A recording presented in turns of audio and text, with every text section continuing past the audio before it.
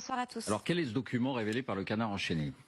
Eh bien, c'est un document envoyé par les services du ministère de la Santé et qui n'avait pas été rendu public. Il est adressé au directeur des agences régionales de santé. Voilà ce que l'on peut y lire. Il faut que toutes les agences de santé de France soient prêtes d'ici mars 2026 pour un engagement majeur, en clair, à une guerre. Ce que confirme cet autre passage.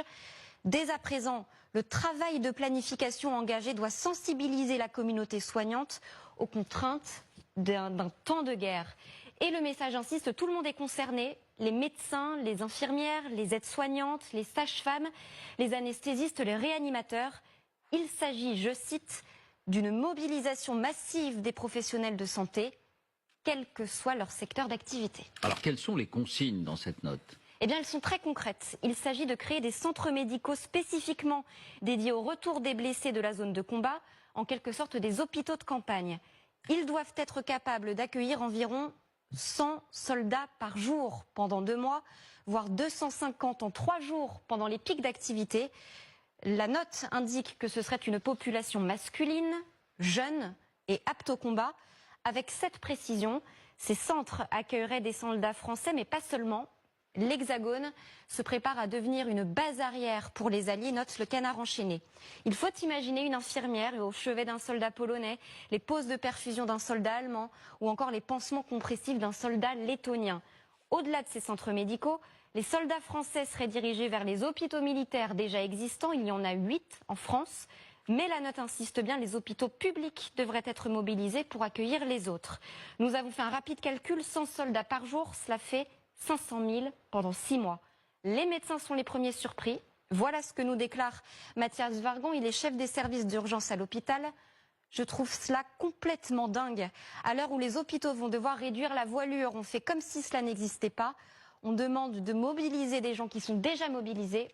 Écoutez maintenant Bruno Mégarban de l'hôpital Lariboisière. Ces hypothèses extrêmes qui sont envisagées ne sont pas les hypothèses que nous testons quotidiennement, alors même que les hôpitaux de référence, et notamment l'hôpital Lariboisière en cas d'attaque chimique, s'exercent. Je peux vous dire à peu près, nous pouvons faire face en Île-de-France à un afflux de 200 personnes victimes d'un attentat chimique, mais on est très loin des 100 000 proposés dans le plan, évidemment.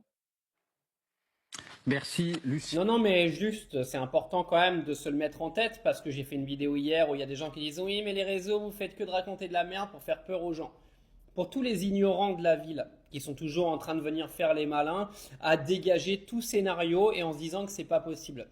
Vous avez quand même la mémoire sacrément courte parce que je vous rappelle qu'il y a 5 ans, quand il y a une certaine pandémie qui a commencé à arriver en Chine, vous étiez les premiers à dire « Oh, mais il va rien se passer, il se passera rien, ça va rester là-bas ». Et 3 mois plus tard, vous étiez tous dans vos maisons, vous aviez 1 heure par jour pour sortir vos chiens et vous pouviez même plus aller faire vos courses. Donc avant de faire les malins, à toujours vouloir dire ça n'arrivera pas, mettez-vous dans l'idée que ça peut arriver. D'accord? Parce que ce qui s'est passé il y a 5 ans, jamais de la vie t'aurais anticipé. Donc d'après notre chère ministre de la Défense, elle nous explique que tout ça n'est qu'anticipation. D'accord, que c'est un travail d'anticipation qu'il faut toujours avoir, comme c'était le cas pendant la pandémie. Alors, vous m'expliquer quelle anticipation il y a eu pendant la pandémie, parce qu'il n'y en a eu aucune. C'est des conneries, d'accord? Il y a 2027 qui arrive, une entrée en guerre de la France donnerait aujourd'hui une légitimité à Emmanuel Macron pour jouer avec la Constitution, pour pourquoi pas reporter les élections de 2027. Moi, ce scénario-là, je l'ai dans ma tête depuis plusieurs années. J'ai quand même l'impression qu'au fur et à mesure du temps, il va se confirmer. Donc on en reparlera. En tout cas, vous pouvez faire toute l'ignorance, vous pouvez avoir toute l'ignorance que vous voulez, en vous dégageant du fait que tout ça n'arrivera pas. Vous faites ce que vous voulez. On n'est pas là pour vous faire paniquer. Par contre, rentrez quand même dans un scénario dans vos têtes que tout ça est possible. Parce que quand tu commences à vouloir mobiliser tous les soignants de ton pays, c'est qu'il se trame quand même quelque chose de pas très clair derrière.